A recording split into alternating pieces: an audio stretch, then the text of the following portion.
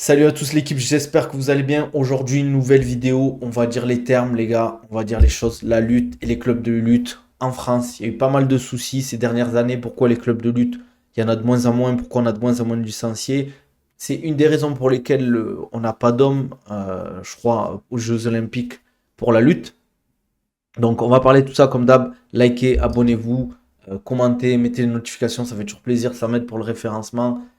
Donnez de la force, les gars, c'est gratuit. Comme dirait un certain Cédric Doumbé, j'ai pas le droit de dire Camerounais d'après certains. Euh, Sympa la fosse. Bon, on va parler des clubs de lutte en France. Moi, je l'ai vécu personnellement.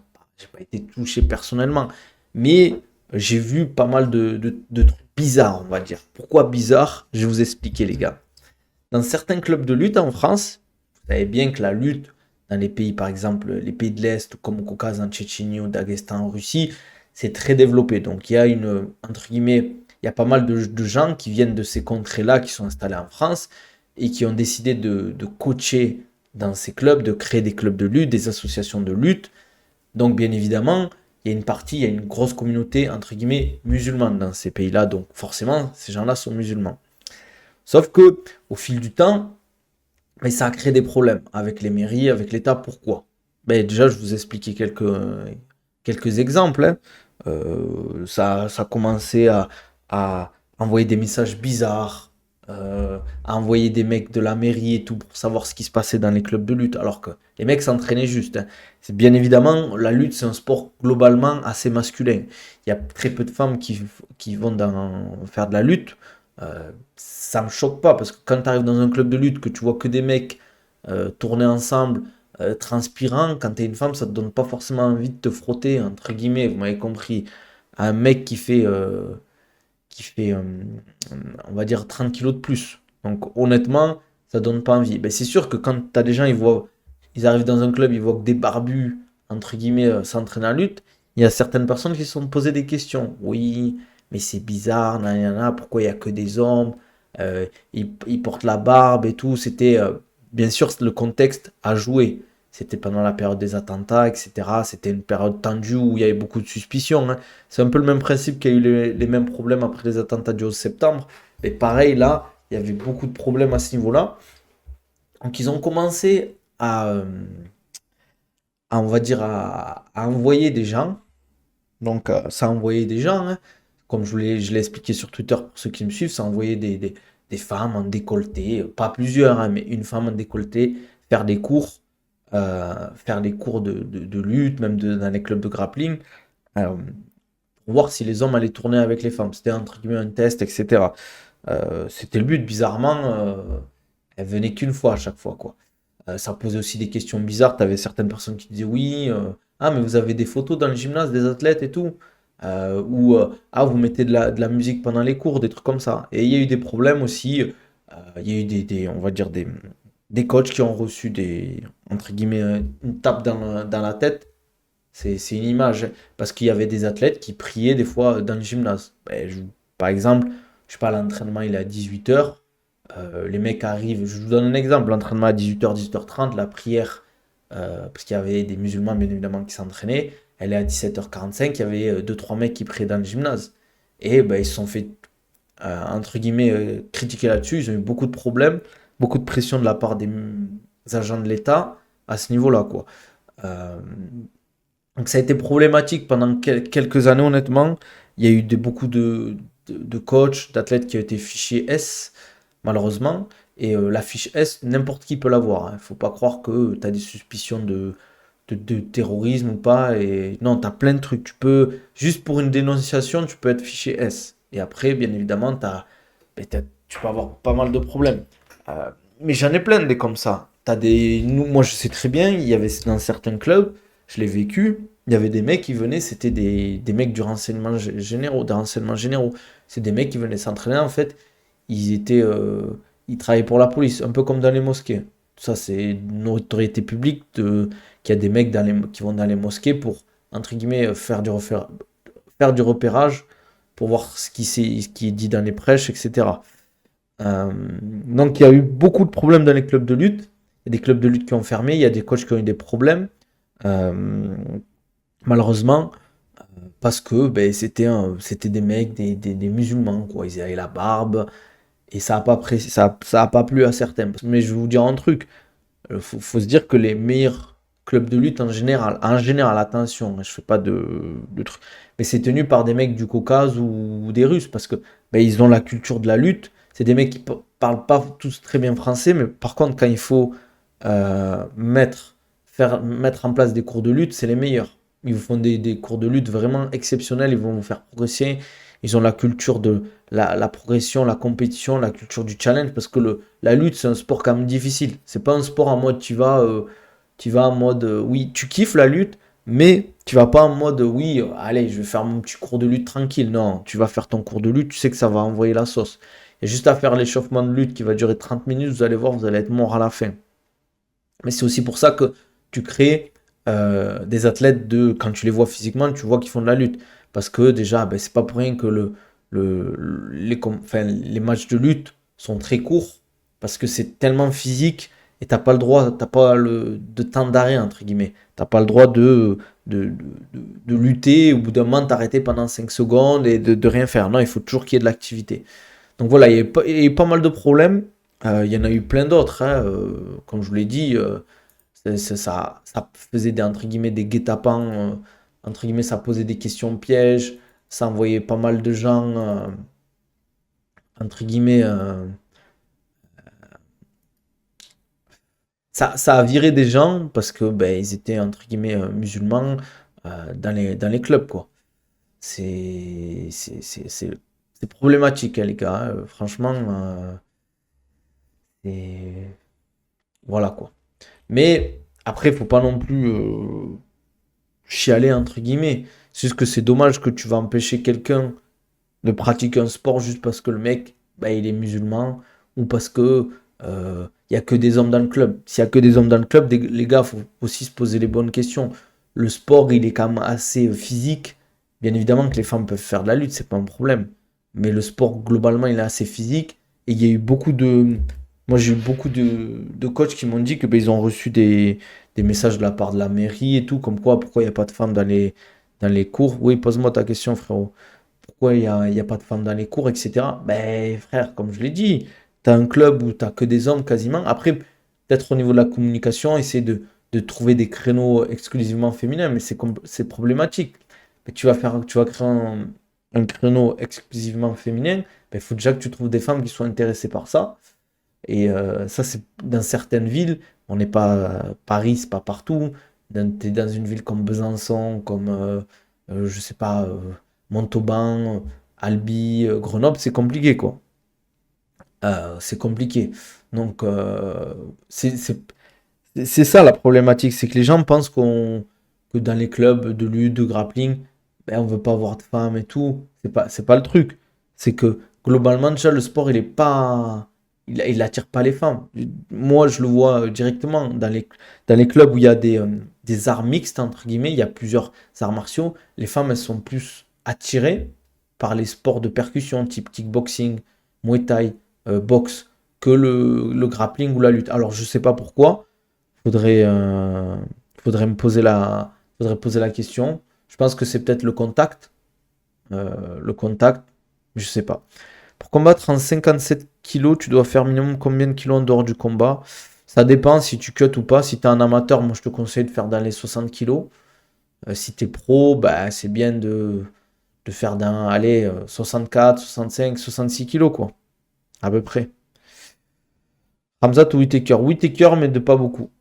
Voilà. Après, si vous avez des questions, les gars, n'hésitez pas par rapport à ça. Mais c'est une des raisons pour laquelle le nombre de licenciés a chuté aussi. Parce qu'il y a eu beaucoup de fermetures de clubs. Il y a beaucoup de coachs qui ont dû partir à cause des problèmes qu'ils ont eu. Est-ce que des plaintes ont été déposées? Alors, ça, c'est une bonne question. Je pourrais pas dire à 100%, je vais pas te mentir. T'en penses quoi du MMA au JO en 2028? C'est toujours possible? C'est quoi, à Los Angeles? Mais c'était la période où il y avait beaucoup de suspicions, comme je vous l'ai dit, hein. Il y en a toujours un peu, hein. Moi, je connais un athlète de MMA très connu en France, pro, qui a fait une grosse garde à vue parce qu'il a fait une photo comme ça, tu vois. Voilà, quoi. Dans la garde à vue, je vais vous dire, dans la garde à vue, ça l'a gardé, je crois, plusieurs jours. Ça l'a menacé, ça a essayé de le faire sortir de ses gants et tout. C'est quand le prochain combat de Baki? Le 16 novembre, frérot. Pourquoi la lutte en particulier, c'est un truc de religion ou d'origine? Bah, globalement, la lutte, enfin, je vais vous expliquer. Bon, je vais pas rentrer trop dans les détails. Mais c'est vrai que les clubs de lutte, en général, sont beaucoup tenus par les mecs de l'Est.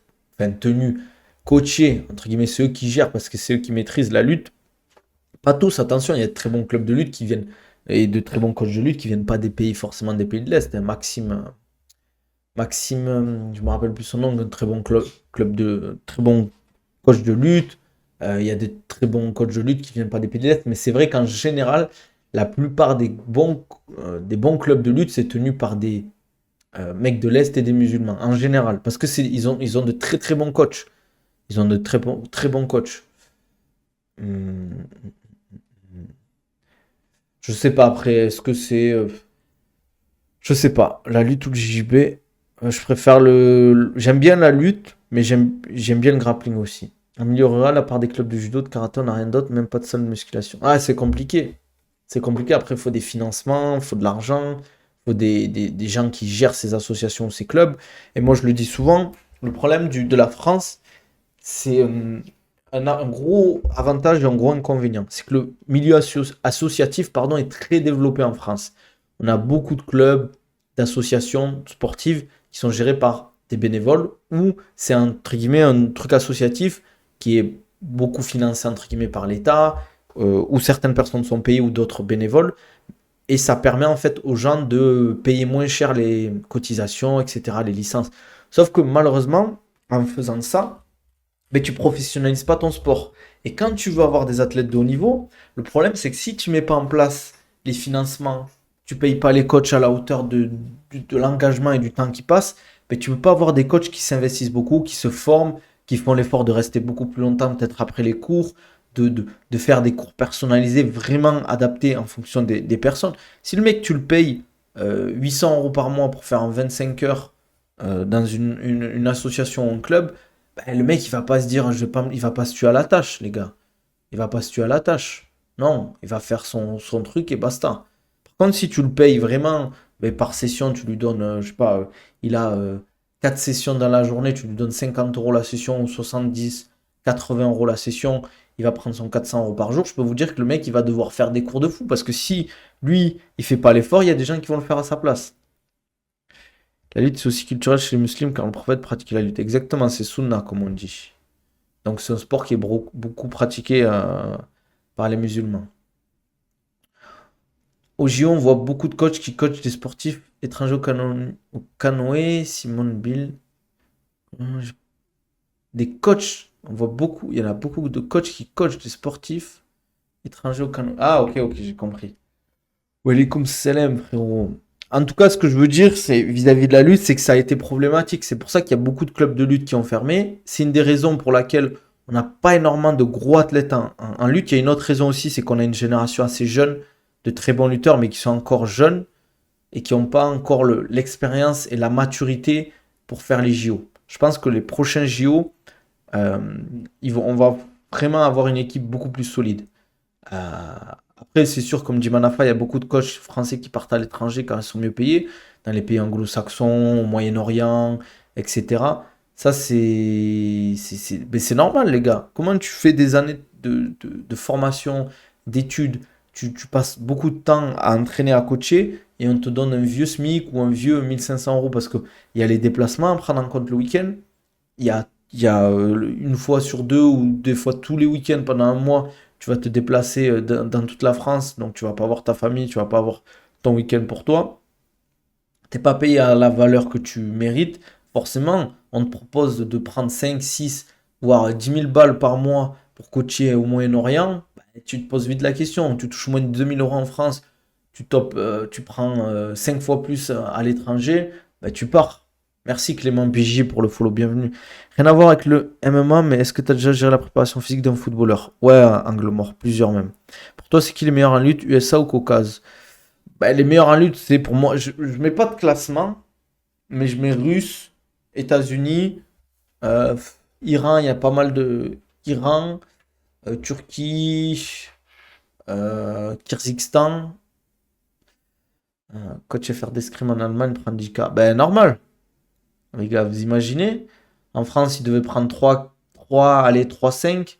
On te propose 10K en Allemagne, les gars. Tu vas pas rester, les gars. Au bout d'un moment, Kazakhs, ils sont bons en lutte. Mais je trouve les Kyrgyzstanais, je sais pas si on le dit, je les trouve légèrement meilleurs. Je parle sur de la lutte pure. Qu'est-ce que je voulais dire? Qu'est-ce que je voulais dire? Qu'est-ce qu'il faut faire pour être coach sportif? Ben, il faut passer un diplôme, se former, il y a plein de choses à faire. Il y a plein de choses à faire. Si vous êtes chaud, les gars, je peux vous aider là-dessus. Vous m'envoyez un DM, on en discute. Géorgie, oui. Arménie aussi, j'ai oublié, bien sûr.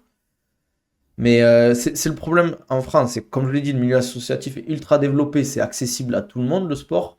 Mais si vraiment tu veux un truc professionnel, ben, la problématique, c'est que vu qu'il n'y a pas les fonds, il n'y a pas l'investissement dessus, ben, les coachs et les infrastructures, elles sont pas à la hauteur, quoi. Comme Salam Mohamed, ça va ou quoi? Mais pour être coach sportif, déjà, il faut être passionné par le sport et aimer transmettre. Quand l'homme est dégradé, il est bien de fou. Merci, sorcier White. Kyrgyzstan, Kazakhstan, Géorgie, Arménie, c'est plus lutte gréco-romaine. C'est vrai. C'est vrai. Ils sont très très forts en gréco. Et tous les pays de, tu vois, Ossétie, tout ça aussi, hein. Mais qu'est-ce que je voulais dire à ce niveau-là? Je voulais dire un truc, j'ai oublié. Je te jure. Je voulais dire un truc, j'ai oublié, les gars. C'est qui le meilleur lutteur all-time? Il y avait eu une vidéo, alors je suis pas spécialiste de la lutte, d'un mec comme ça qui avait perdu très peu de combats en lutte. Après, est-ce que c'est le meilleur? Je sais pas. Actuellement, je sais pas actuellement en vrai. Ça dépend les catégories en vrai, parce que moi je trouve que ça dépend des KT. Parce qu'on voit souvent les grosses KT, mais moi je trouve que c'est beaucoup plus dur dans les petites KT de gagner que dans les grosses KT, hein. Si tu fais plus de 90 kilos, c'est comme le MMA, tu as beaucoup plus de monde et d'adversité dans les petites KT que dans les grosses KT. C'est ça le truc, quoi. Tu regardes les petites KT, genre la KT à Henri Cerudo, mec, les mecs, ils sont trop, trop, trop, trop rapides. Ils vont à une vitesse, les gars, c'est impressionnant. Les poids lourds, c'est différent. On va dire, comme je le dis, plus de 85, enfin 85, tout ça, 90, tout ça, c'est beaucoup. Enfin, c'est pas pareil, quoi. Et c'est pas pour dénigrer, hein. Je dis pas ça, les gars, pour dénigrer. Les lutteurs lourds, hein, c'est pas leur faute, hein, c'est leur catégorie. Mais c'est beaucoup plus dur d'être performant dans les petites catés que dans les grosses catés. Et c'est logique. Hmm. Salut, tu trouves c'est bien 2 cours d'anglaise plus un MMA et 2 jours prépa physique par semaine? Ça dépend de tes objectifs, frérot. Si tes objectifs c'est d'être bon en MMA, faut que tu fasses plus de MMA. Euh, la problématique, c'est ça. Hmm. C'est toujours pareil. Quand vous voulez faire une discipline, vous dites toujours, en fait, il faut toujours prioriser la discipline avant le reste. Regardez bien les gars, le MMA français, il y aura une tête qui va venir. Tijani Bassous. Je connais pas. Des entraînements de JB, un grappling par semaine, plus 2 séances de muscu, c'est bon, tu penses? Ouais, c'est bien. C'est bien, c'est bien. Eh, tu t'entraînes 5 fois par semaine déjà, c'est bien, hein. Hum. Bien 4 fois médaillé d'or, il va chercher la cinquième. Ouais, c'est vrai que les Cubains, on les a oubliés en vrai, en lutte. Lutte, boxe, les Cubains, ils sont chauds de fou. Un petit pays comme ça, on n'en parle pas beaucoup, mais c'est une dinguerie en vrai.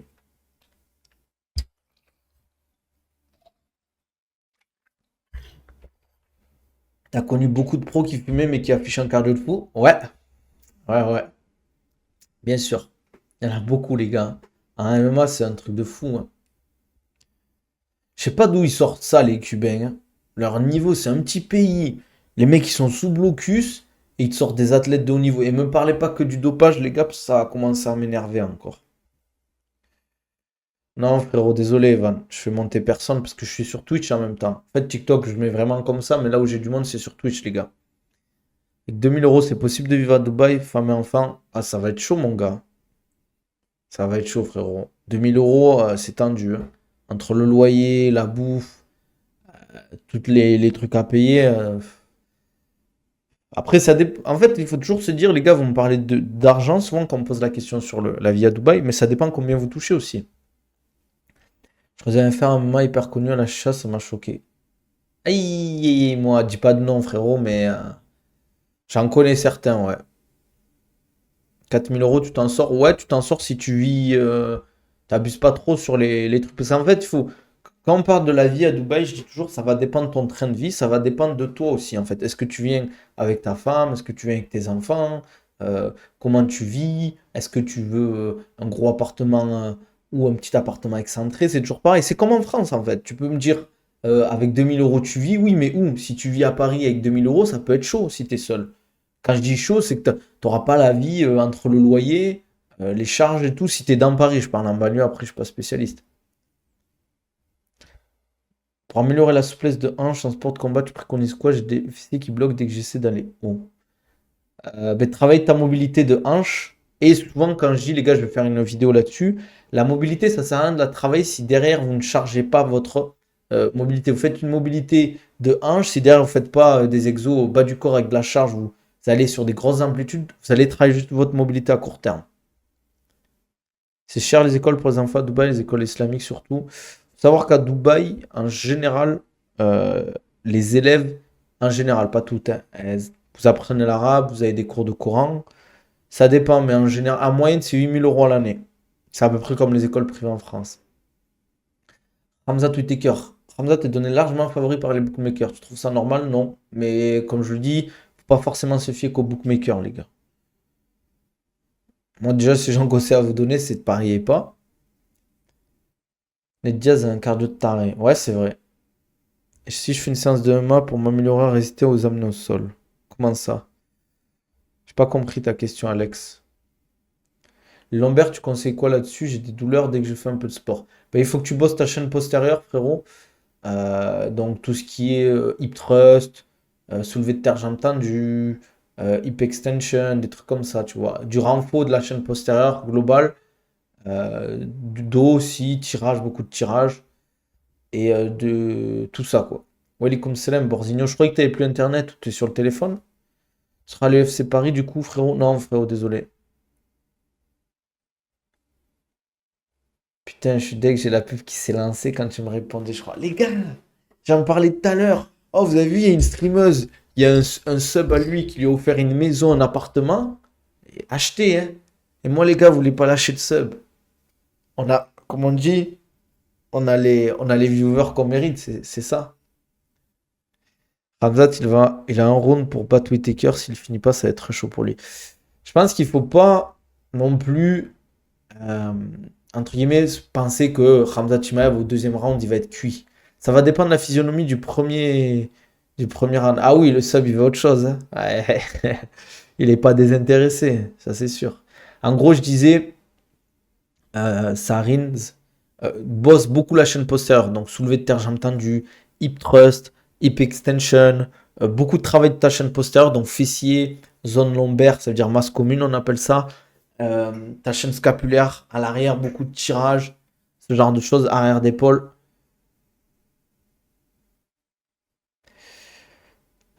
Et je fais un cours de MMA pour travailler sur mes défenses de sol et tout. Mais frérot, j'ai lu ton message, Alex, mais je vois pas par rapport à quoi tu me parles.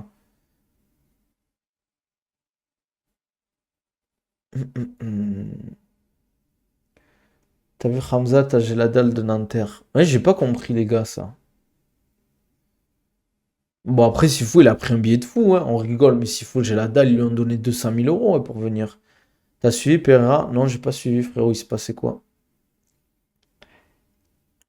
Hum. Avec plaisir, Sarins. Maintenant, tu peux lâcher ton sub. Accusé de viol. Ah ouais. C'est une dinguerie, ça. Une dinguerie, j'espère que c'est faux, hein. Aïe, aïe, aïe, sinon on descend du train, les gars. Mais bon, après, le problème, c'est que quand t'es connu, t'as souvent des accusations comme ça. Après, le problème, c'est que quand aussi t'es connu, tu pars un peu en live. Comment ça l'est sûrement vrai ou pas? Dustin Poirier, t'en penses quoi? Très, très gros combattant, les gars. Une légende de l'UFC. T'es entre nous à Dubaï, frérot. Ah, fake. Je vais sûrement mieux. Je vais bientôt te prendre le programme préparation physique. Un moment. Ah, t'es un bon frérot, merci. N'hésite pas si t'as des questions. La meuf, un compte OnlyFans, etc. C'est faux, c'est basé sur aucun fondement, elle dit n'importe quoi. Putain, c'est une dinguerie. Il y a des gens, ils sont prêts à détruire ta carrière. Parce que je vais vous dire un truc, les gars. En fait, quand vous accusez quelqu'un d'un truc comme ça, d'un viol ou de pédophilie, même si c'est prouvé et c'est avéré que c'est faux, qu'il y a un jugement de justice, que les journaux ils en parlent, les gens, il y a toujours des gens qui vont dire oui, mais lui c'est un violeur et tout. Regardez la boxeuse algérienne là. Ça a été prouvé que la femme c'était une femme, qu'elle est née femme, etc. T'as toujours des gens qui la traitent d'homme ou de transgenre, tu vois. Est-ce que je pourrais t'envoyer un DM en préparation physique? Les gars, moi, ça me dérange pas quand je reçois des DM à ce niveau-là. Mais faut pas oublier que c'est mon taf, les gars, de faire ce métier. Moi, ça me dérange pas d'aider quand c'est des petites questions. Mais vraiment, quand je dois analyser votre programmation et vous conseiller là-dessus, n'oubliez, n'oubliez pas, c'est comme si en fait vous croisez un docteur et vous lui demandez, ouais, j'ai mal ici, qu'est-ce que je dois faire? Ben, faut pas oublier que c'est son boulot en fait. Quand vous allez chez le docteur, vous le payez. Après, je dis pas que je vais pas te répondre, Alex, mais pensez-y aussi. C'est pas parce que je suis là, je discute avec vous, que, euh, entre guillemets, la question qu'il a posée, Sarine, par exemple, ça ne me dérange pas de répondre. Mais de faire votre programme ou d'analyser votre programme et de dire ce qu'il faut rajouter ou enlever, non, parce que ça reste mon boulot. Voilà. C'est quand vous allez chez le boulanger, pareil, hein. Quand vous voulez une chocolatine, bon après il y a un produit donc c'est différent, mais enfin vous m'avez compris quoi. Je préfère être une machine de guerre en striking ou en lutte grappling. Pourtant on doit commencer les cuttings à quelle heure? Ben ça dépend frérot, ça dépend de combien de poids tu dois perdre, où tu en es dans ton cutting, si c'est une première ou si t'es accompagné, à quelle heure elle a pesé et tout. C'est des questions ultra larges les gars. C'est combien pour un suivi personnalisé? Alors, un suivi personnalisé. Alors, suivi plus programme personnalisé pour 4 semaines, je suis à 139 euros pour 4 semaines. Et pour 12 semaines, je suis à 349, les gars. Donc, c'est programme et suivi personnalisé. Quand vous allez chez la crémière, c'est pareil. Ça existe encore la crémière? Clément Marcoux, il fait partie des meilleurs préparateurs physiques en France. Ouais, je pense. Dans les sports de combat, c'est sûr, en tout cas. C'est sûr. Très, très compétent, Clément. Très cool. Faudrait que tu mettes les suivis perso sur ton site. Mais mon site, je l'ai enlevé, je crois. Je suis en train d'en refaire un. Tu te classes combien, toi, dans le classement de prépa MMA en France? C'est pas à moi de le dire, je pense, honnêtement. Nabil. Je m'appelle Nabil. Je sais pas, c'est pas à moi de le dire en vrai. Pour moi, c'est pas à moi de dire oui, je suis classé là, etc. Non, je suis pas un. C'est vraiment pas cher, les gars. Si vous voulez progresser, c'est ça qu'il vous faut. Ah, merci, EN6. Après, je sais que c'est pas forcément tous les budgets. Je sais que c'est cher pour certains. C'est clair, je comprends tout à fait que ce soit cher et qu'il y a des gens, ils sont étudiants, ou ils n'ont pas forcément les moyens de. Mais je dis toujours, en fait, quand tu veux atteindre un objectif, il faut que tu mettes les moyens. Et pas que dans le sport. Tu veux apprendre à faire du cheval, ben, il va falloir que tu payes des cours de cheval. Tu vas apprendre à faire du piano, pareil. Tu vas apprendre à. Quand tu veux apprendre à conduire une voiture, tu prends des cours de conduite. Exactement, c'est un investissement sur soi-même. Mais comme je le dis, ça dépend des gens en fait. C'est comme quand vous allez vous prenez un artisan. Il y a des artisans qui sont moins chers, d'autres qui sont plus chers. Il faut bien se renseigner. Est-ce que le mec est compétent? Est-ce qu'il va réussir, entre guillemets, à, euh, à m'apporter ce que je veux vraiment en fait. Ça, c'est ça qui est important. Quel âge les cuttings selon toi? Ben, le plus tard possible, entre guillemets. En tout cas, moi, quand je vois des mineurs faire des cuttings, j'hallucine, les gars. Des mineurs, tu fais un cutting, t'as rien compris, quoi. Merci Ismaël Belkadi pour le follow. Bienvenue, frérot. N'hésite pas à mettre les notifications, lâcher ton petit subprime. Merci Anna, ça fait plaisir. Merci les gars, ça fait plaisir pour la force.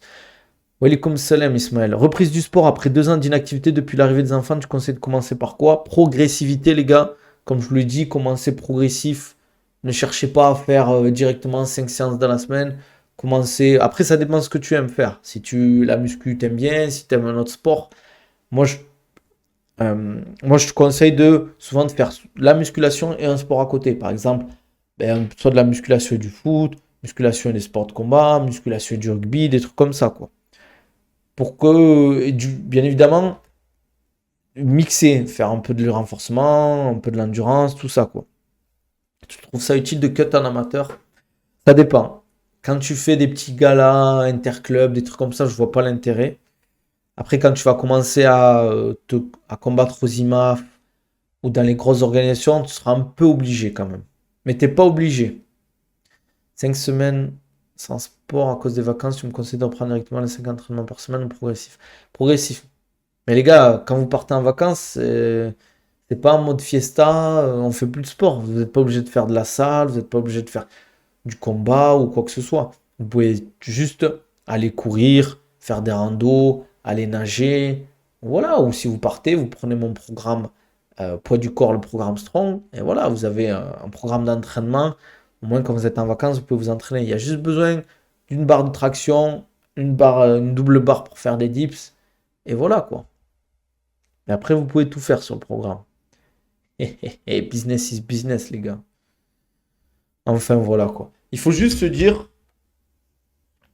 quand vous faites du sport, que vous partez en vacances, les gars, ne faites pas forcément ce que vous faites à l'année. Essayez de faire des trucs un peu différents, quoi. Faire des sports nautiques, du vélo, du VTT, comme Manafa, il peut vous apprendre. C'est vrai qu'il faut pas forcément minimum 1,6 g de prod par kilo de poids de corps pour prendre du muscle. Ça dépend, en fait. Ça dépend en fait, ça dépend ce que tu manges, ça dépend de toi. 1,6, c'est déjà pas mal. Après, tu peux monter un peu plus. Vacances et Ibiza, autant dire que c'était pas des vacances sport. Que c'était des vacances sport, mais pas pareil. Aïe, aïe, aïe, aïe, aïe. Ouais, mais frérot, il faut bouger quand t'es en vacances. Ibiza ou Dubaï ou Marbella ou Las Vegas, tu peux toujours faire du sport, les gars. Il n'y a pas d'excuse. Voilà. Hum. Qu'est-ce que je voulais dire? Qu'est-ce que je voulais dire aussi? Je voulais dire un truc, mais j'ai oublié. Bon, les gars, si vous avez des questions, c'est le moment. Ton livre sur le sommeil, là, j'ai rien respecté de principe, j'ai niqué mes 3 piliers en 5 jours. Aïe, aïe, aïe, aïe, aïe, aïe, aïe, aïe. Les gars, faut pas rigoler avec le sommeil, je le dis souvent, hein. Je suis relou à ce niveau-là, mais le sommeil, c'est trop important. Pour la perte de poids, pour la prise de muscle, pour la mémoire, pour la santé, et tout, les gars, faut pas négliger le sommeil. Comme je le dis, si vous voulez apprendre une compétence, vous voulez développer, vous voulez bosser, etc. Vous voulez, on va dire, être en meilleure santé, le sommeil, c'est la base. En fait, quand on est jeune, on se rend pas compte, on a un souci, on a l'air d'être impuissant. Mais au bout d'un moment, les gars, vous allez prendre une claque. Je viens de voir une vidéo tout à l'heure, les gars, sur YouTube. L'acteur de Ghostbusters de l'époque. Les gars, il a 78 ans, les gars. C'est incroyable. Le mec, on dirait même pas, on dirait il a même pas 50 ans. Ça m'a choqué. Je l'ai mis sur Twitter. Attendez, je vais vous montrer pour ceux qui sont sur Twitch la photo. Ça m'a choqué de fou. Regardez, vous allez voir hein, le mec. C'est une dinguerie. Regardez. 78 ans le type. Pour ceux qui sont sur TikTok, venez sur Twitch, Nabil Takali, vous allez voir. Regardez-moi, 78 ans. Franchement, conservé de fou. Propre, clean. Chi biceps, veine sur les bras. Petite montre je pense, à 10 000 balles. Pas, les gars. 78 ans. 78 ans, les gars. Le régime OMAD, t'en penses quoi? Je dis toujours que les diètes, les gars, ça va dépendre de vous, en fait. Est-ce que ça vous correspond bien? Si ça te correspond bien et que ça marche, continue. Les forcément sur TRT? Peut-être aux États-Unis, ça me choquerait pas, hein. Surtout qu'il est acteur. C'est un acteur connu. Possible qu'il soit sous TRT, hein. Mais peut-être, je sais pas s'il aurait dit, mais je pense qu'il aurait dit TRT, c'est en gros, tu prends de la testo, mais enfin, aux États-Unis, c'est assez courant, même ici aux Émirats. En gros, c'est un traitement que tu prends chez un médecin et qui te permet de vieillir mieux, entre guillemets, d'être plus en forme, d'avoir plus de libido, physiquement d'être mieux, quoi, entre guillemets, quoi. C'est possible qu'il soit Arsenal sous TRT. Ça me choquerait pas en tout cas. Je me demande en fait, mais je crois qu'on peut être en France sous TRT, mais c'est des dosages légèrement plus faibles, je crois. Je sais pas ce que vous en pensez, vous, les gars, si vous êtes vieux à partir de 40, 50 ans, vous allez vous mettre sous TRT ou pas, les gars? Allez, on va lâcher un petit vote. On va lâcher un petit vote. On veut savoir s'il y a des mecs qui vont se mettre sous TRT. Comment on fait gérer les sondages? Nouveau sondage. Je prends ma TRT à 50 ans.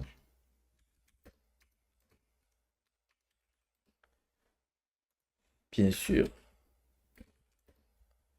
Non, t'es fou. Allez, votez les gars. 2 minutes.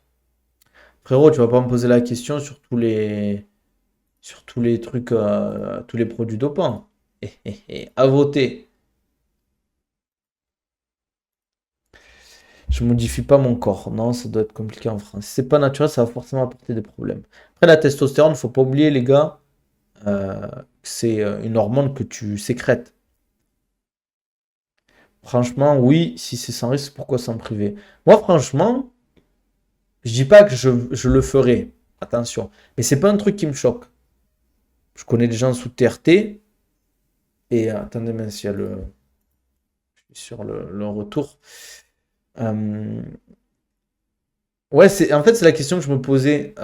La TRT niveau, quand t'es, bon, les gars, peut-être, il n'y a pas que des musulmans dans le chat ou dans le truc, mais niveau, prendre une TRT, les gars, attention, hein, pour ceux qui ne savent pas la TRT, entre guillemets, c'est tu prends une cure de testostérone, c'est le médecin qui te prescrit ça, c'est des dosages particuliers, c'est pour que tu vieillisses mieux, en bonne santé, etc.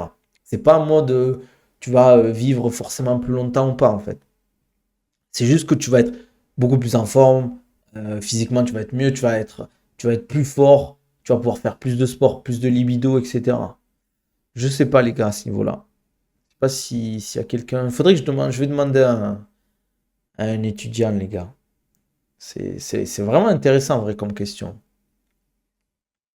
C'est toi Saliba, je sais pas qui c'est Saliba les gars. Sur TikTok, il y a toujours des gens, ils me disent ouais c'est toi un tel, c'est toi un tel. Il y a que des fous sur TikTok, j'ai l'impression. C'est qui? À 40 ans, il faudra faire comme Brian Johnson. Est-ce qu'il y a beaucoup de choix niveau activité pour les enfants à Dubaï sans se ruiner? Ouais, tu peux faire pas mal de choses. C'est un pays très family friendly. C'est-à-dire que tu peux faire pas mal de trucs avec tes enfants qui sont gratuits. Il y a beaucoup de parcs, beaucoup d'activités. Alors, on va voir les résultats du sondage. 22% bien sûr. Donc, il y a 2 personnes qui ont voté pour, 7 personnes qui ont voté contre. Tu sais comment avoir plus de testo naturellement? Sommeil de qualité, les gars. Faire du sport. Donc, pour augmenter sa testo, les gars, bien dormir et suffisamment dormir. Faire du sport, de la haute intensité. Mettez de l'intensité dans votre sport. Euh, Sport de combat, ça joue beaucoup. Ça joue beaucoup pour augmenter sa testo. Et bien manger aussi. Ah, de l'équipe de France. Ben non, j'ai pas le compte en banque de Saliba, malheureusement. Oui, c'est vrai que Rogan, il est sous testo. Même Dana White, hein, il est sous testo, je pense. Ah, ça fait du bien par où ça passe, les gars.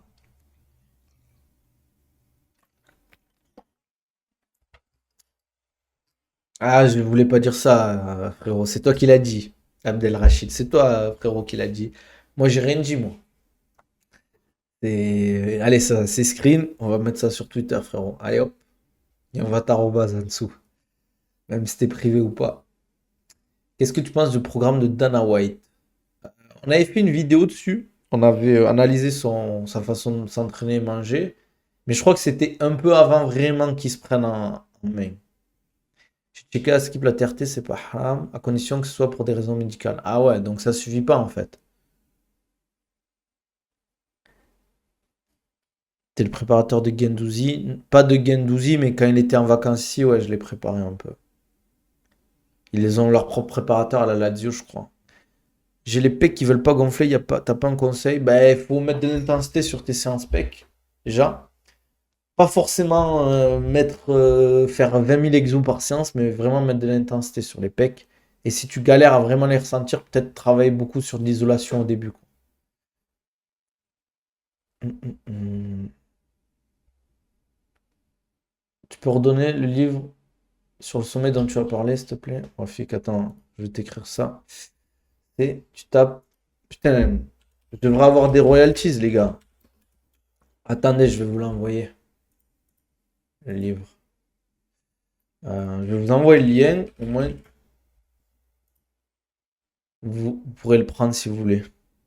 Hâte du retour de Baki. Bah, ça arrive bientôt, les gars. En novembre, ça va vite arriver, hein. Tac, tac.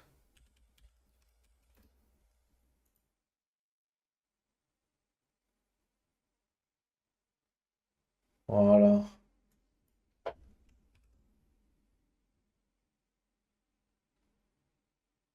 Attendez, je vous le mets en lien. Au moins, vous avez le livre. Alaikum salam, Isma, ça va ou quoi? Bon, les gars, si vous n'avez pas de questions, on va se laisser là, je pense, hein.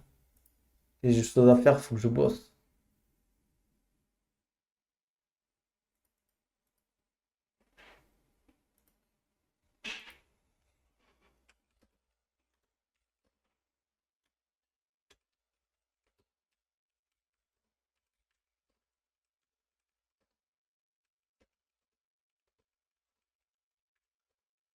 Pas de questions, les gars?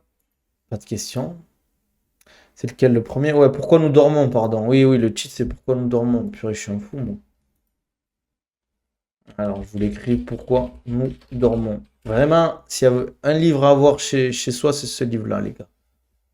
C'est un banger.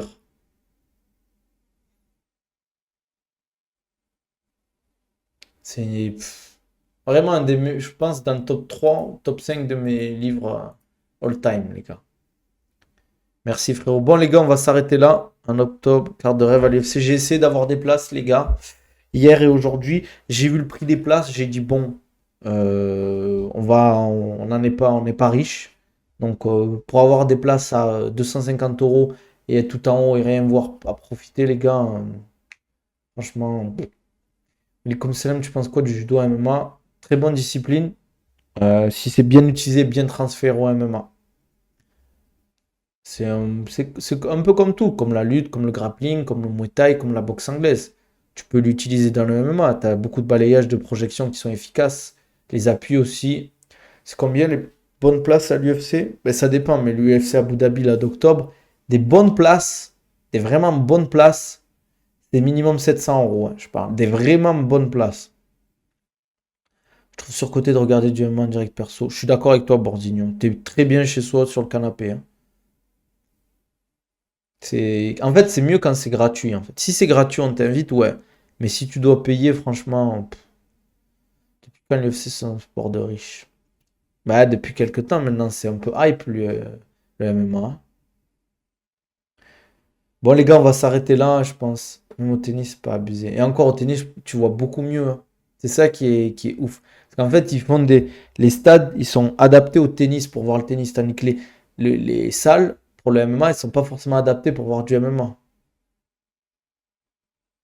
J'ai été voir Baki Doumbé bien placé avec tous les gens qui crient les lumières, c'est infernal. Ça m'étonne pas, hein. Ça m'étonne pas. Bon les gars, on va s'arrêter là. Comme d'hab, likez, commentez, dites-moi ce que vous en pensez du premier débat qu'on a eu sur la lutte et les clubs de lutte en France, sur tout le reste. N'hésitez pas si vous voulez un programme personnalisé ou un suivi personnalisé si vous galérez à prendre du poids, à perdre de la graisse, à améliorer vos qualités physiques. N'hésitez pas à me contacter. Vous allez sur Twitter, Insta, TikTok, vous m'envoyez un DM et on en discute. N'hésitez pas les gars. Si vous avez du mal à atteindre vos objectifs, il faut passer le cap. Sinon, vous avez accès à mes programmes plus classiques, entre guillemets, dans ma description YouTube ou dans mes liens en bio. Pareil, TikTok, Insta, Twitter. Au Conabil 10, vous avez 10% sur votre gourde filtrante, les gars, pour boire l'eau du Gange en toute sécurité. Sinon, iOne Sport, vous avez 15% de réduction sur le site iOne Sport. Vous tapez Nabil 15. Pour Oko, c'est Oko Europe. Vous tapez Oko Nabil 10, 10% de réduction. Abonnez-vous, likez, commentez. On se dit à demain, les gars. Prenez soin de vous. Allez,